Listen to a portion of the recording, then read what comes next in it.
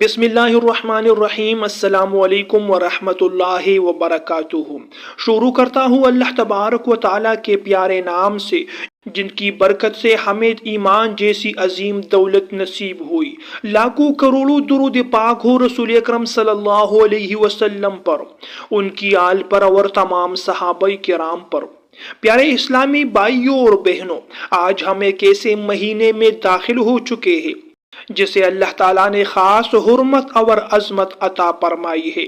یہ مہینہ ہے ماہ رجب کا۔ یہ وہ مہینہ ہے جس میں بندہ اگر پلٹ آئے، اگر اللہ تعالیٰ کی طرف رجوع کرے تو اس کی زندگی بدل سکتی ہے۔ آج ہر انسان ایک ہی فکر میں مبتلا ہے، رزق کم ہے، قرض بڑھ رہا ہے، برکت نہیں رہی۔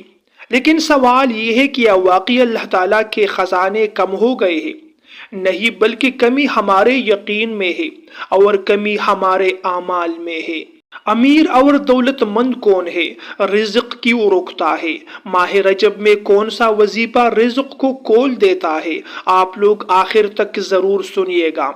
اسلام ہمیں سب سے پہلے نیت درست کرنے کا درس دیتا ہے۔ رسول اللہ صلی اللہ علیہ وسلم نے فرمایا، اعمال کا دار و مدار نیتوں پر ہے۔ پیارے بھائیوں اور دوستو، اسلام میں امیر وہ نہیں جس کے پاس گاڑیاں ہو، بلکہ امیر وہ ہے جس کا دل مطمئن ہو۔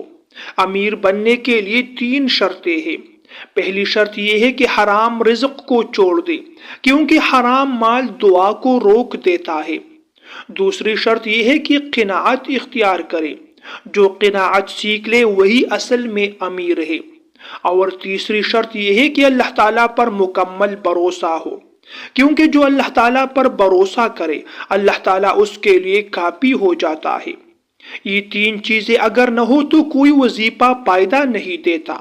رسول اللہ صلی اللہ علیہ وسلم نے فرمایا، جو استغفار کو لازم کر لیتا ہے اللہ تعالیٰ اس کے لیے ہر تنگی سے نکلنے کا راستہ بنا دیتا ہے اور اسے ایسی جگہ سے رزق دیتا ہے جہاں سے اسے گمان بھی نہیں ہوتا۔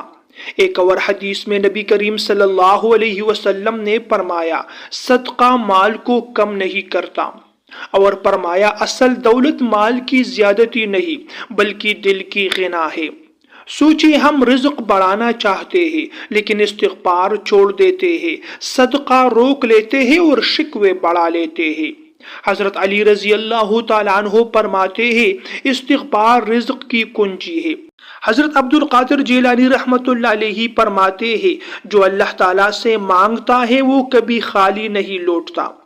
ایک آدمی حضرت حسن بصری رحمت اللہ علیہ کے پاس آیا اور کہا، میرے گھر میں فقر ہے۔ آپ نے فرمایا استغفار کرو۔ دوسرا آیا، اس نے بھی فقر کی شکایت کی۔ آپ نے پھر فرمایا استغفار کرو۔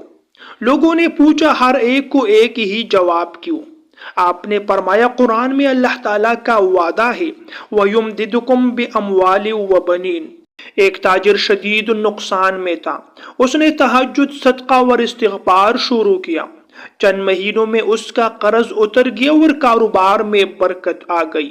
میرے معزز بھائی اور دوستو، آپ لوگوں کو ماہ رجب کا ایک وظیفہ بھی بتانے جا رہا ہوں، لیکن اس سے پہلے آپ لوگوں سے ایک چھوٹی سی ریکویسٹ کرتا ہوں، اگر آپ لوگ میرے چینل پر پہلی بار آئے ہیں تو میرے چینل کو ضرور سبسکرائب کیجئے گا۔ ویڈیو آپ لوگوں کو پسند آئے تو ویڈیو کو بھی ایک لائک ضرور دیجئے۔ آپ لوگوں کی ایک لائک سے ہمیں بہت بڑی تسلی ملتی ہے۔ معزز بھائی اور دوستو، آپ لوگوں کو جو وظیفہ، جو عمل دینے جا رہا ہوں، اسے آپ لوگوں نے ماہ رجب میں کر لینا ہے۔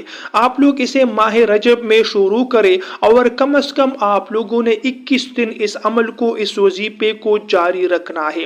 آپ لوگوں نے اسے مسلسل 21 دن تک پڑھ لینا ہے اور روزانہ اس وظیفے پر عمل کرنا ہے۔ اس وظیفے کو آپ لوگ نماز فجر کے بعد بھی پڑھ سکتے ہیں اور نماز عشاء کے بعد بھی پڑھ سکتے ہیں۔ تو جب بھی آپ لوگوں کے پاس وقت ہو، چاہے وہ فجر کی نماز کے بعد ہو یا عشاء کی نماز کے بعد ہو، تو آپ لوگوں نے اس وظیفے کو کر لینا ہے۔ باقی یہ وظیفہ خواتین بھی کر سکتی ہے اور مرد حضرات بھی کر سکتے ہوتے ہیں۔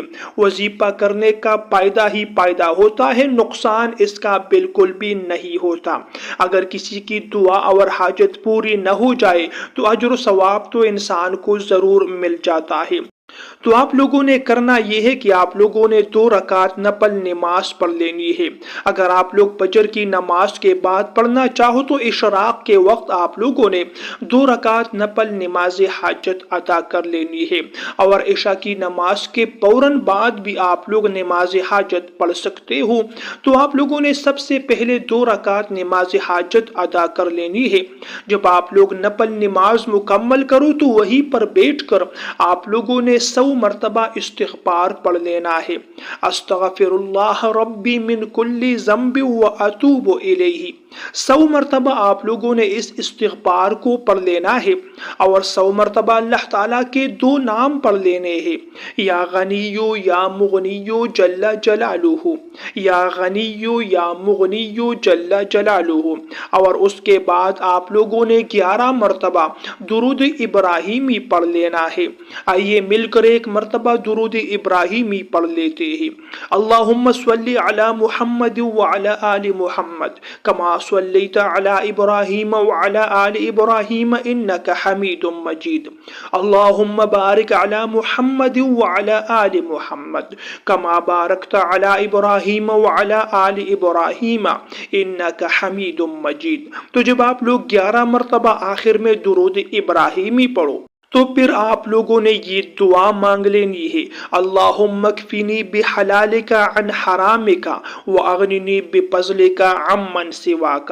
اس کے ساتھ ساتھ آپ لوگ اپنی زبان میں بھی اللہ تعالیٰ سے دعائیں مانگ سکتے ہو، جو بھی آپ کی پریشانی ہو، پریشانی سے نجات کے لیے دعا مانگ سکتے ہو۔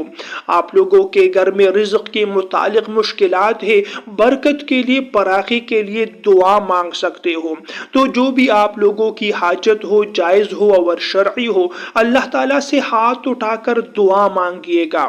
یاد رکھیے رزق اللہ تعالیٰ کے ہاتھ میں ہے، وظیفہ صرف ایک ذریعہ ہے۔ اگر آپ حلال طریقے سے رزق کما رہے ہو، اگر آپ لوگ نماز کی پابندی کر رہے ہو، اگر آپ لوگ اپنی وسعت کے مطابق صدقہ دے رہے ہو، اور آپ لوگ یقین کے ساتھ یہ وظیفہ کرو، تو اللہ تعالیٰ کی ذات سے پوری امید ہے کہ آپ لوگوں کے لیے راستے کھولے گا، آپ کی پریشانیاں مشکلات دور فرمائے گا، آپ کی دعائیں اور حاجات قبول ہو جائے گی۔ پیارے بھائیوں اور دوستو، یہ تھی میری آج کی ویڈیو۔